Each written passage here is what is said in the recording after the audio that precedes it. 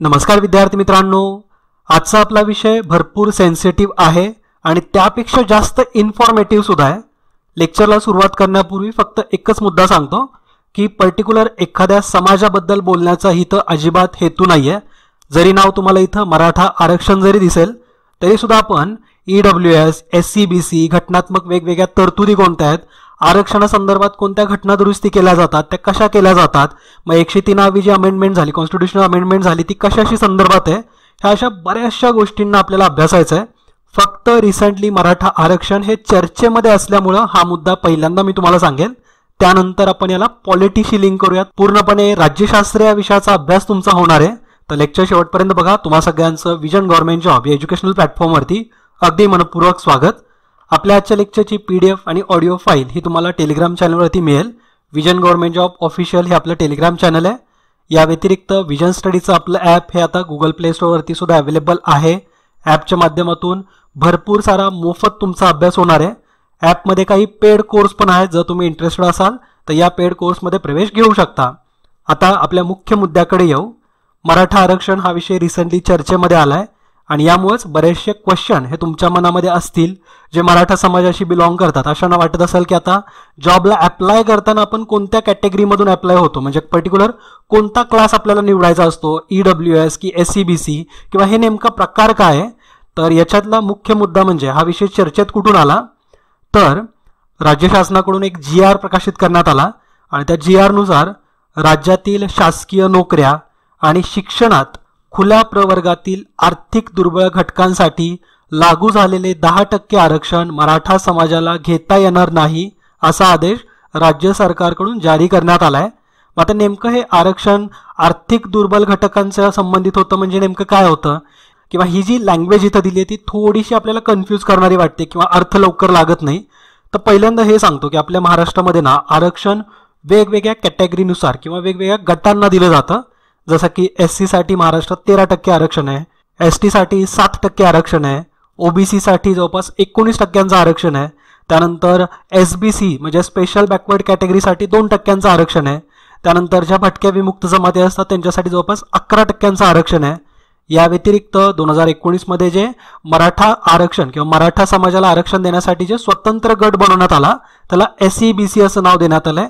या गटाला जवळपास 16% आरक्षण पहिल्यांदा देण्यात आलं। मग आता ते 13% द्यायचंय की 16% द्यायचंय याच्यासाठी कोर्टामध्ये तो मुद्दा सुरूच आहे, त्याविषयी सुद्धा आपण थोडंसं बोलू। आणि सगळ्यात महत्त्वाचं म्हणजे 7 जानेवारी 2019 रोजी केंद्र सरकारकडून एक मोठा निर्णय घेण्यात आला होता, ऐतिहासिक निर्णय होता, कारण तसा निर्णय हा कुठल्याच गव्हर्नमेंटला घेता आला नव्हता। 7 जानेवारी 2019ला आर्थिक दुर्बल घटकांसाठी म्हणून संपूर्ण देशभरामध्ये 10% हे आरक्षण देण्यात आलंय। आता आर्थिक दुर्बल घटक हा कुणाला ठरवायचं, म्हणजे हा पर्टिक्युलर त्याच्यासाठी काय क्रायटेरिया आहे ते सुद्धा मी तुम्हाला पुढे सांगणार आहे। फक्त हे जे एकूण जे समीकरण जर बघितलं तर महाराष्ट्रामध्ये ह्या पूर्ण आरक्षणाची बेरीज जवळपास 78% पर्यंत पोहोचली आहे। तर हे जर पूर्ण समीकरण बघितलं तर महाराष्ट्रामध्ये 78% हे आरक्षण पोहोचलेलं आहे।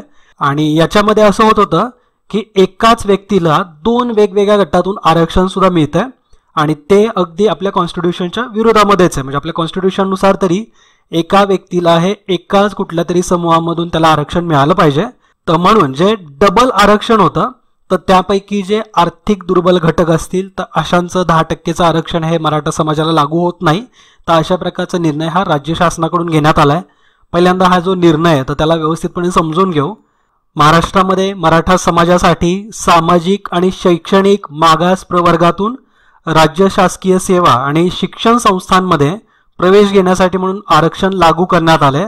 ते आरक्षण लागू होण्यासाठी SEBC हे एक सेपरेट गट बनवण्यात आलाय, ज्या अंतर्गत मराठा समाजाला राज्य शासनाच्या सरकारी सेवांमध्ये, नोकरीमध्ये आणि सरकारी आणि त्याचबरोबर प्रायव्हेट शिक्षण संस्थांमध्ये सुद्धा आरक्षण लागू करण्यात आलंय।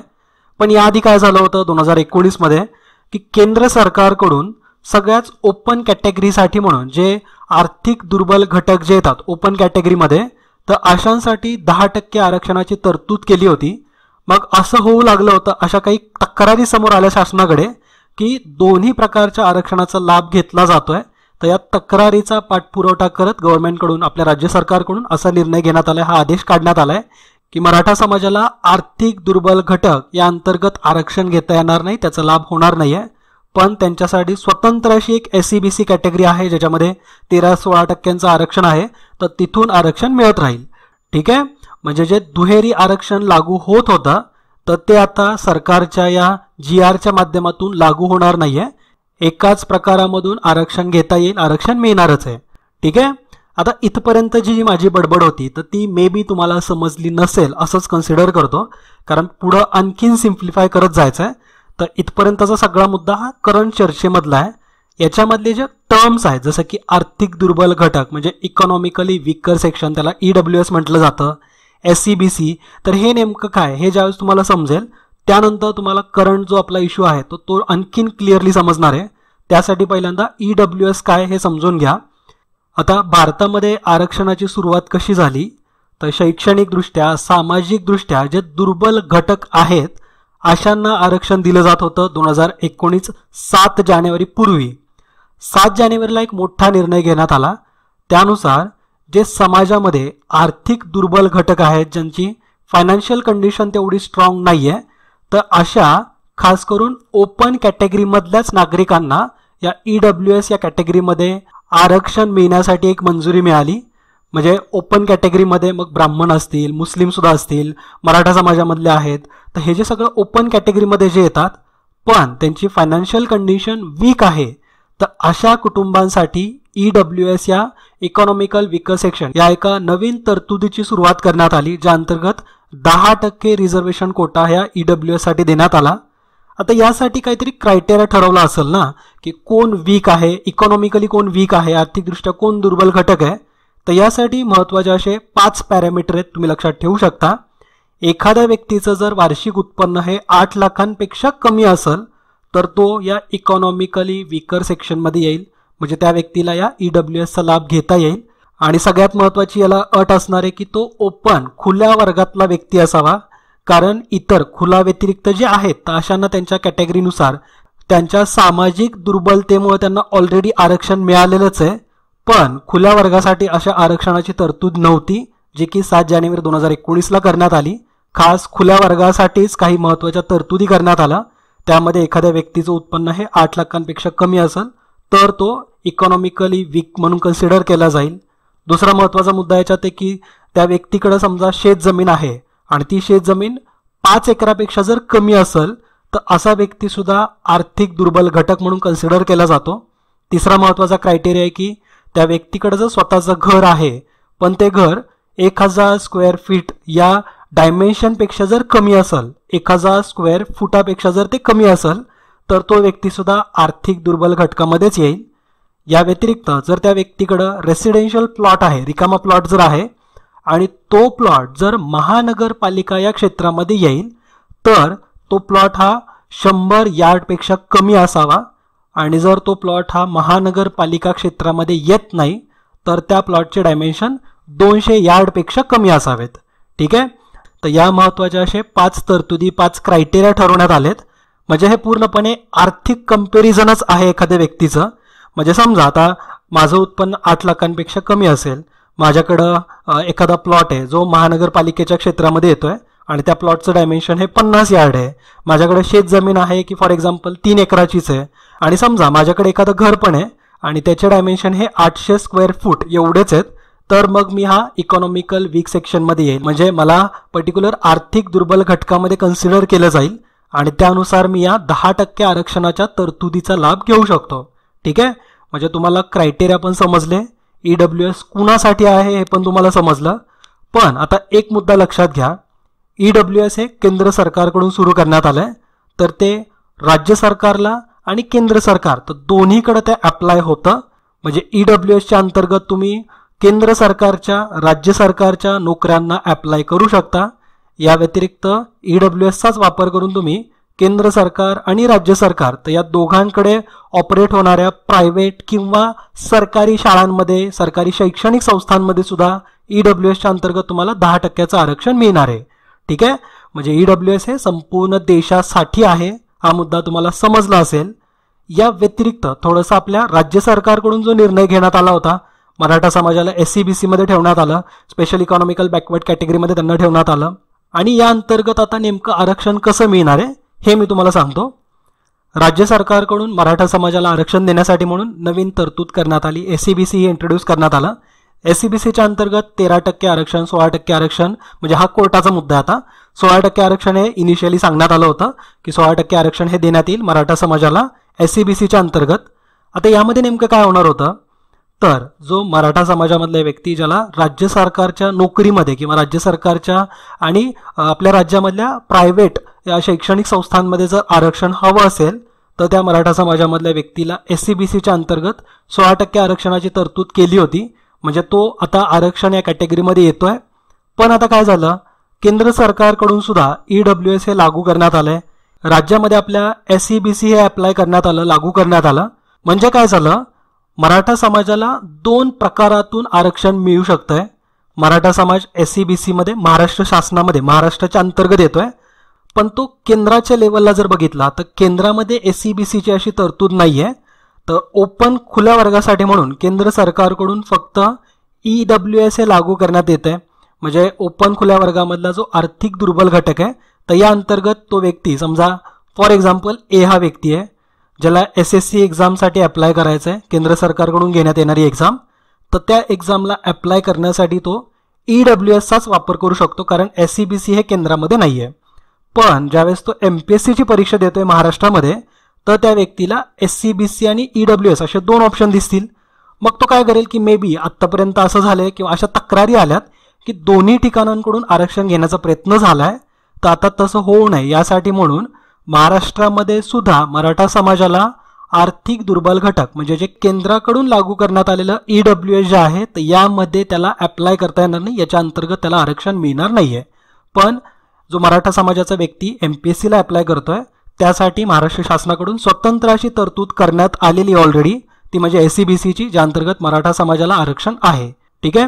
आणि हा मुद्दा सध्या कोर्टामध्ये आहे, त्यामुळे कुठलाही कोर्टाकडून निर्णय येत नाही तोपर्यंत कुठल्याही प्रकारची भरती घ्यायची नाही. तर अशा प्रकारचे सुद्धा ॲडवाईस देण्यात आलेत. मात्र कोर्टाचा निर्णय हा आरोग्य विभागावरती लागू होत नाही असं सुद्धा मेन्शन करण्यात आलंय. म्हणजे आरोग्य विभागामध्ये ज्या जागा निघत आहेत, जे जागा भरल्या जात आहेत, तर त्यामध्ये ऑलरेडी SCBCच्या अंतर्गत मराठा समाजाला आरक्षण आहे. ठीक आहे.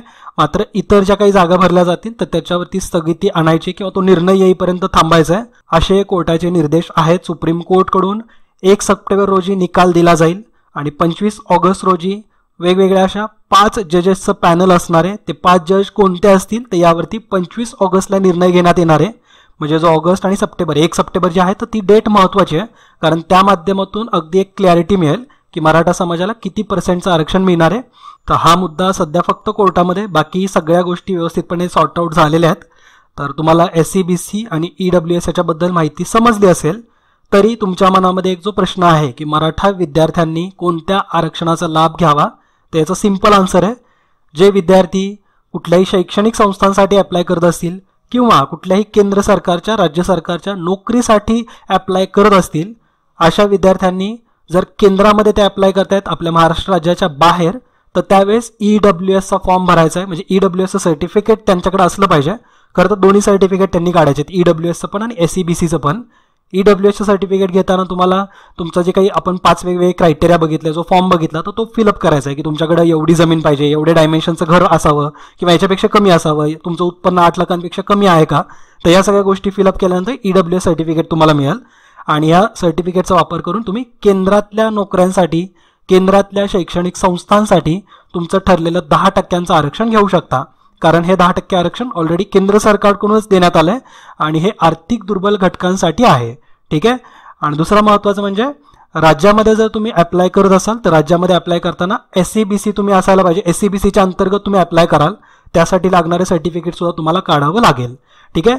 राज्यामध्ये मात्र मराठा समाजाच्या किंवा इतर जे काही जे 2 प्रकारे आरक्षण मिळवण्याचा जो प्रकार होता तर तो आता होणार नाही, कारण तशा प्रकारचं राज्य सरकारकडून GR काढण्यात आलंय. ठीक आहे. तर हा करंटचा विषय होता, चर्चेमधला होता. आय होप तुम्हाला समजला असेल. थोडंसं आता पॉलिटीमध्ये पण येऊ. थोडं मे बी लेंदी लेक्चर होणार आहे, कारण पॉलिटीचा मुद्दा सुद्धा तितकाच महत्त्वाचा आहे, तो व्यवस्थितपणे समजून घ्या. कारण हाफ नॉलेज हे कधी पण खूप डेंजरस असतं. पूर्ण माहिती करून घेतल्यानंतर त्या टॉपिकबद्दलची क्लॅरिटी येईल, जेणेकरून तुम्हाला इंटरव्ह्यूमध्ये हे सगळे मुद्दे मांडता येतील. आयोगाच्या प्रत्येक पॅनलमध्ये क्वेश्चन विचारले जातात. आरक्षण हा ठरलेला मुद्दा आहे.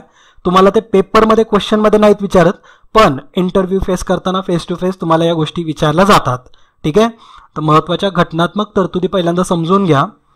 आता आरक्षण हा मुद्दा 78% गेला आहे महाराष्ट्रामध्ये. केंद्रामध्ये सुद्धा ऑलरेडी 49% 50% आरक्षण होतं. 10% EWS अप्लाय झाल्यामुळे काय झालं, आरक्षण हे 60% जाऊन पोचलं. पण सुप्रीम कोर्टने आपल्याला गाईडलाईन्स दिल्यात की आरक्षण हे 50% जास्त जायला नको. म्हणजे हे जे 10% आपण EWS ॲड केलं म्हणजे 60% जे आरक्षण झालं, तर ते आता घटनेमध्ये कुठेतरी आपल्याला बदल करावा लागणार आहे. घटनेमधल्या एखाद्या 2 कलमांमध्ये आपल्याला ज्यावेळेस चेंज करायला मिळेल त्यानंतर सुप्रीम कोर्ट याच्यावरती ऑब्जेक्शन नाही घेऊ शकणार. म्हणजे तशा प्रकारचे बदल हे घटनेमध्ये केले असतील, करावे लागले असतील, त्या रिलेटेड कुठल्या तरी घटना दुरुस्ती झाल्या असतील, जेणेकरून सुप्रीम कोर्ट आता ऑब्जेक्शन घेणार नाही आहे. ठीक आहे. मग आता याच कुठल्या कलमांमध्ये तो बदल करण्यात आला आहे, कोणती घटना दुरुस्ती आहे, ते बदल कसे केले, कॉन्स्टिट्युशनल अमेंडमेंट ज्यावेळेस करावे लागतात तर आर्टिकल 368 येतं. मग त्याचा रोल कसा आहे तर हे आपण व्यवस्थितपणे समजून घेऊ. यासाठी कलम 15 आणि कलम 16 हे थोडक्यात मी तुम्हाला सांगतो. थोडेसे इंग्लिश वर्डचा वापर होतोय, पण मे बी तुम्हाला समजावं, सोप्या भाषेमध्ये समजावं, हाच एक माझा हेतू आहे. आणि मला पण थोडं मराठी वर्ड सुचणार नाहीत. तर आर्टिकल 15 जे आहे ना, तर ते आपल्याला डिस्क्रिमिनेशन पासून प्रोहिबिट करण्यासाठीचं आहे. म्हणजे कुठल्याही प्रकारचा भेदभाव करायचा नाही असं कलम 15 मध्ये आपल्याला दिलं आहे. कलम 16 जे आहे तर ते आपल्याला इक्वल ऑपॉर्च्युनिटी देण्याशी संदर्भात आहे. सरकारी नोकऱ्यांमध्ये आपल्याला इक्वल ऑपॉर्च्युनिटी मिळाव्या, शैक्षणिक संस्थांमध्ये इक्वल ऑपॉर्च्युनिटी मिळाव्या, तर यासाठीचा कलम 16 आहे. पण आता ज्यावेळेस आरक्षण हा मुद्दा येतो म्हणजे कुठेतरी रिझर्वेशन आहे किंवा कुठल्या तरी पर्टिक्युलर समाजाला आपल्याला थोडंसं वरती आणायचं आहे, तर हे 15 आणि 16 हे व्हायलेट होतील किंवा इक्वल ऑपॉर्च्युनिटी संदर्भात नाही असं शंका मनामध्ये लगेच येतात. पण कलम 15 मधलं सबसेक्शन 4 बघायचा आणि कलम 16 मधलं सबसेक्शन 4.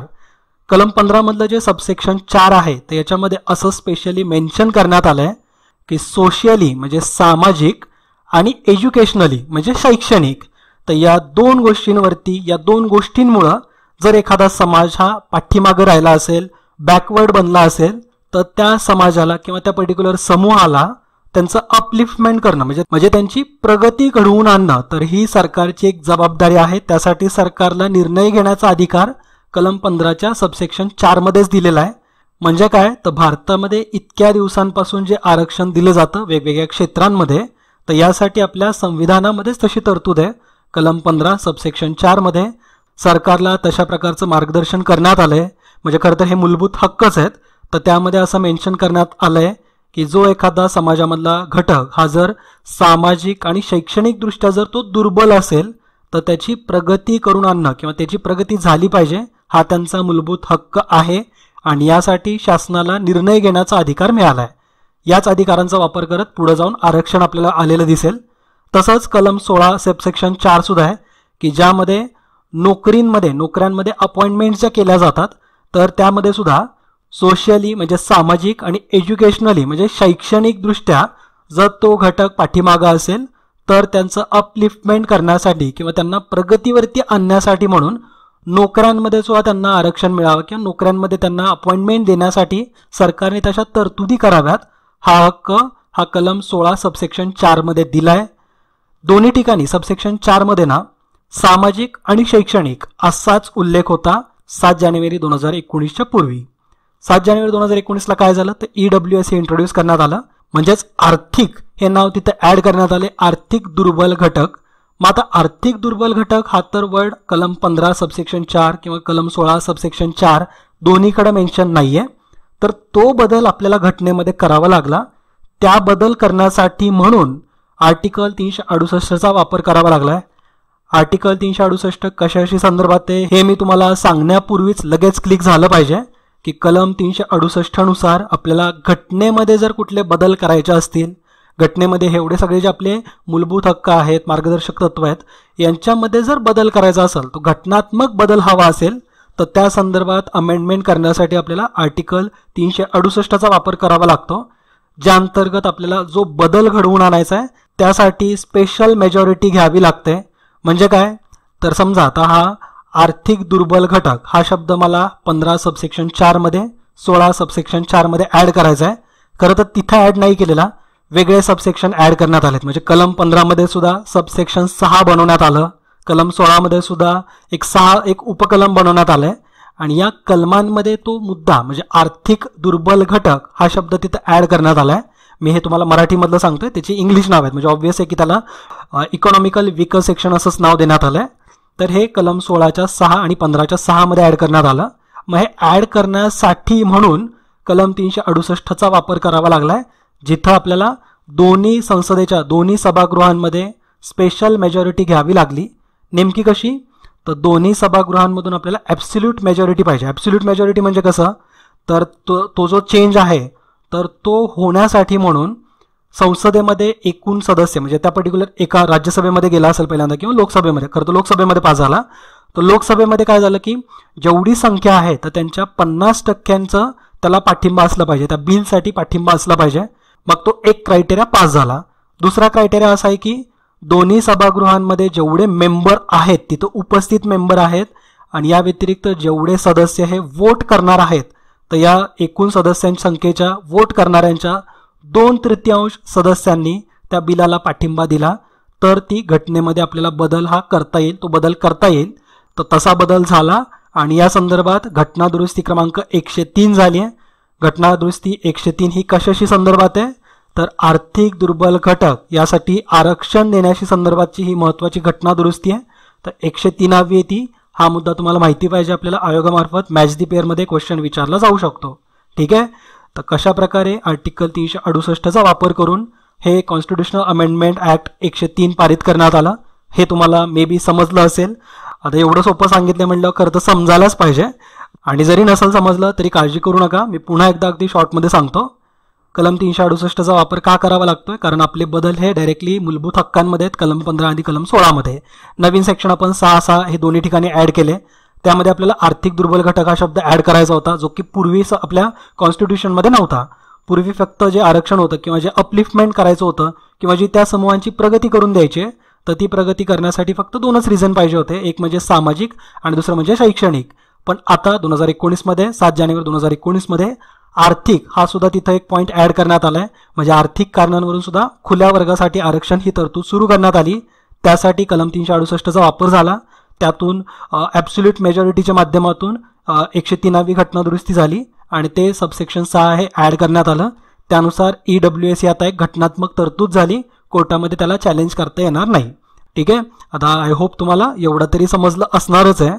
तुमच्या मनामध्ये एक प्रश्न यायला पाहिजे की आपल्या घटनेमध्ये खरं आहे की हे आपल्याला सबसेक्शन 4 मध्ये सांगितलं होतं की त्यांचं अपलिफ्टमेंट वगैरे करायचं आहे, पण यासाठी मग आरक्षण हेच तरतूद करा किंवा यासाठी नेमक्या कशा प्रकारच्या उपाययोजना करायच्या, तर यासाठी कुठलं आर्टिकल आहे का? तर यस, कलम 340 सुद्धा तेवढंच महत्त्वाचं आहे. कलम 340 कशाशी संदर्भात आहे? तर समाजामध्ये सामाजिक व शैक्षणिक मागास घटक शोधून काढायचे आणि या मागास घटकांचा उन्नतीसाठी प्रयत्न करणे. तर हे आपल्याला कलम 340 मध्ये दिलं आहे. समाजामध्ये जसं आपल्या ज्या जुन्या प्रथा होत्या की त्यानुसार काही पर्टिक्युलर सामाजिक घटकांना वेगळं ठेवण्यात आलं होतं. त्यानंतर शैक्षणिक दृष्टीतून काही जणांना मागास घटक म्हणून कन्सिडर केलं जात होतं. तर असे मागास घटक शोधून काढणं आणि त्या मागास घटकांचा उन्नती झाली पाहिजे, त्यांची प्रगती झाली पाहिजे, यासाठी सरकारने प्रयत्न करणं हे आपल्याला कलम 340 मध्ये दिलेलं आहे. याच कलम 340च्या 1 या सेक्शननुसार अशा प्रकारच्या कामासाठी समितीची स्थापना करायची. म्हणजे अशी समिती की जी सोशली आणि एज्युकेशनली जे मागास घटक आहेत तर त्यांच्या उन्नतीसाठी प्रयत्न करेल, काही उपाययोजना सांगेल. उपाययोजना सांगण्यापूर्वी असे घटक कोणते आहेत समाजामध्ये ते शोधून काढेल. तर यासाठी म्हणून कमिटी स्थापन करायबद्दल सुद्धा 340च्या सबसेक्शन 1 मध्ये मेन्शन करण्यात आलं आहे. तर 340च्या सबसेक्शन 1 नुसार सगळ्यात पहिल्यांदा 1953 मध्ये काकासाहेब काळेलकर ही समिती स्थापन करण्यात आली.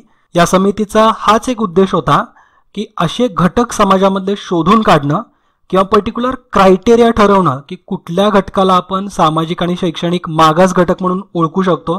तर हा क्रायटेरिया ठरवणं आणि त्यांच्यामध्ये प्रगती करण्यासाठीच्या उपाययोजना सुचवणं. तर हेच या 1953च्या पहिल्या या समितीचा उद्देश होता. ही पहिली समिती आहे म्हणून तुम्ही लक्षात ठेवलीच पाहिजे. त्यानंतर दुसरी समिती जिचा रोल खूप महत्त्वाचा आहे, BP मंडळ समिती, जी चर्चेमध्ये असल्यामुळे तुम्हाला माहिती सुद्धा असेल.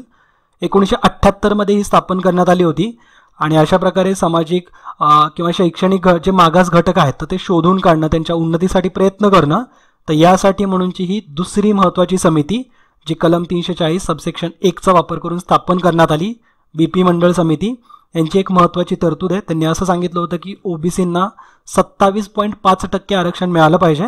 तर ही त्यांची एक महत्त्वाची तरतूद आहे. यावरती UPSC मध्ये क्वेश्चन आला होता, तर म्हणून तुम्ही लक्षात ठेवू शकता. ठीक आहे.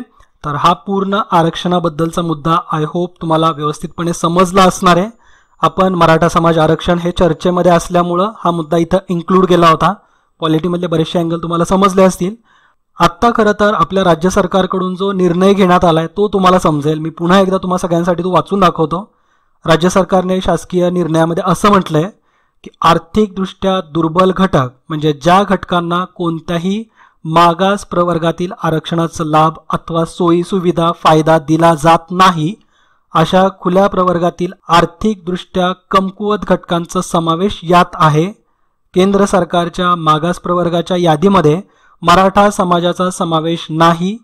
यामुळे केंद्र सरकारमधील नागरी सेवा आणि पदे यामध्ये प्रवेशासाठी आर्थिकदृष्ट्या दुर्बल घटकांच्या आरक्षणामध्ये मराठा समाज पात्र आहे. हे केंद्रामध्ये जे EWS आहे तर त्यासाठी मराठा समाज पात्र आहे असं इथं सांगितलंय. तर हे केंद्राबद्दल झालं. आता महाराष्ट्राबद्दल काय, तर महाराष्ट्रात मात्र मराठा समाजाला सामाजिक आणि शैक्षणिक मागासवर्ग प्रवर्गातून 16% आरक्षण देण्यात आले आहे. त्यामुळे मराठा समाजाला आर्थिकदृष्ट्या दुर्बल घटकांच्या 10% आरक्षणाचा लाभ शासकीय सेवा आणि शैक्षणिक संस्थांमध्ये प्रवेशाच्या जागांसाठी घेता येणार नाही, तर असं राज्य सरकारने स्पष्ट केलेलं आहे. ठीक आहे. तर आय होप पूर्ण टॉपिक तुम्हाला समजला असेल. जर तुम्हाला लेक्चर समजलं असेल, मुद्दे समजले असतील तर नक्कीच कमेंट करून तुमचं मत हे व्यक्त करा. फक्त कमेंट करताना एक मुद्दा लक्षात घ्या की तुमच्या इमोशन्सपेक्षा घटनेमधल्या तरतुदी ज्या तुम्हाला समजल्या असतील त्यांवरती आधारित तुमचं मत व्यक्त करा. तर आजच्या सेशनमध्ये इथंच थांबूयात. भेटूयात येणाऱ्या लेक्चर्सच्या माध्यमातून. जाताना पुन्हा एकदा आठवण करून देतो, विजन स्टडीचा ॲप हे गुगल प्ले स्टोअरवरती अवेलेबल आहे. ॲपच्या माध्यमातून भरपूर सारा अगदी मोफत तुम्हाला अभ्यास करता येईल. सब्जेक्ट वाईज PDF तिथं आहेत. डेली करंट अफेअर होतं. या सगळ्या गोष्टींचा लाभ घेण्यासाठी विजन स्टडीचा ॲप जे की अगदी मोफत अवेलेबल आहे ते डाउनलोड करा. ॲपमध्ये महत्त्वाचे असे 2 कोर्स आहेत, संयुक्त गट ब क्वेश्चन आन्सर रिव्हिजन बॅच, याच्यामध्ये देखील प्रवेश घेऊ शकता. या बॅचचे ॲडमिशन्स 15 ऑगस्ट रात्री 11 वाजता क्लोज होत आहेत. तर इथंच थांबतो. भेटूत नेक्स्ट लेक्चरमध्ये. हसत खेळत अभ्यास करा, हेल्दी फूड खा आणि आईवडिलांची काळजी घ्या. जय हिंद, जय महाराष्ट्र. धन्यवाद. विजन स्टडीवर स्टेट बोर्ड, NCERT आणि संदर्भ पुस्तकांवर आधारित क्वालिटी व्हिडिओ लेक्चर्स घेतले जातात. तुम्ही विजन स्टडीच्या सेवेचा लाभ कुठूनही आणि कधीही घेऊ शकता, ज्यामुळे तुमचा शहरात येऊन राहण्यासाठीचा पैसा आणि वेळ दोन्हीही वाचेल. तर वाट कशाची पाहताय? एक उज्ज्वल भविष्य तुमच्या समोर आहे. आम्ही प्रवेश घेतलाय, तुम्हीही घ्या. अधिक माहितीसाठी आजच भेट द्या. Visit www.visionstudy.in. हो, स्वप्न पूर्ण होतात.